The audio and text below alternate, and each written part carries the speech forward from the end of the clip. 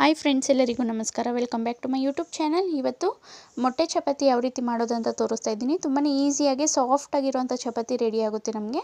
ಇದೇ ರೀತಿ ಮಾಡಿ ಮತ್ತು ನನಗೆ ಕಮೆಂಟ್ ಮಾಡಿ ತಿಳಿಸಿ. ಗೋಧಿ ಹಿಟ್ಟು ತಗೊಂಡಿದ್ದೀನಿ, ಆಶೀರ್ವಾದ್, ಮತ್ತು ಅದಕ್ಕೆ ಸ್ವಲ್ಪ ರುಚಿಗೆ ತಕ್ಕದಷ್ಟು ಉಪ್ಪು ಹಾಕ್ಕೊಂಡಿದ್ದೀನಿ. ಕಸ್ತೂರಿ ಮೇಥಿ ಒಂದು ಸ್ವಲ್ಪ ಹಾಕ್ಕೊಂಡಿದ್ದೀನಿ. ಒಂದು ಮೊಟ್ಟೆ ಒಡೆದು ಹಾಕ್ಕೊಳ್ತಾ ಇದ್ದೀನಿ. ಮೊಟ್ಟೆ ಹಾಕೋದ್ರಿಂದ ಚಪಾತಿ ತುಂಬಾ ಟೇಸ್ಟಿಯಾಗಿರುತ್ತೆ. ನೀವು ಸಹ ಮನೇಲಿ ಟ್ರೈ ಮಾಡಿಬಿಟ್ಟು ಯಾವ ರೀತಿ ಬಂದಿತ್ತಂತ ಕಮೆಂಟ್ ಮಾಡಿ ತಿಳಿಸಿ. ಈಗ ಒಂದು ಸ್ಪೂನಷ್ಟು ತುಪ್ಪ ಹಾಕ್ಕೊಂಡಿದ್ದೀನಿ. ತುಪ್ಪ ಆಪ್ಷನಲ್ಲು, ನೀವು ಬೇಕಾದರೆ ಎಣ್ಣೆನೂ ಸಹ ಹಾಕ್ಕೊಳ್ಬೋದು. ತುಪ್ಪ ಹಾಕೋದ್ರಿಂದ ಒಂಥರ ಟೇಸ್ಟ್ ಅನ್ನೋದು ತುಂಬಾ ಚೆನ್ನಾಗಿರುತ್ತೆ. ಸೊ ತುಪ್ಪ ಒಂದು ಸ್ಪೂನ್ ಹಾಕ್ಕೊಂಡಿದ್ದೀನಿ.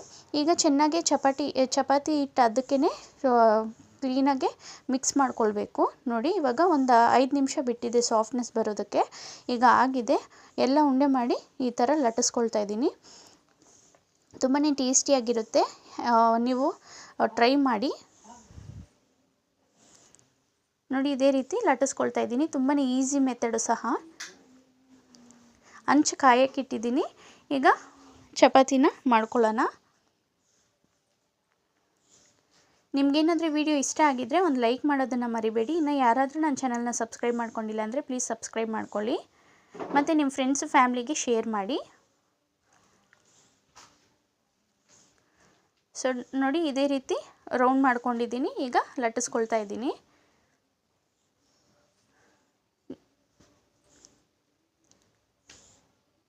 ಈಗ ಹಂಚು ಕಾದಿದೆ, ಹಂಚಿನ ಮೇಲೆ ಹಾಕ್ತಾಯಿದ್ದೀನಿ ನೋಡಿ.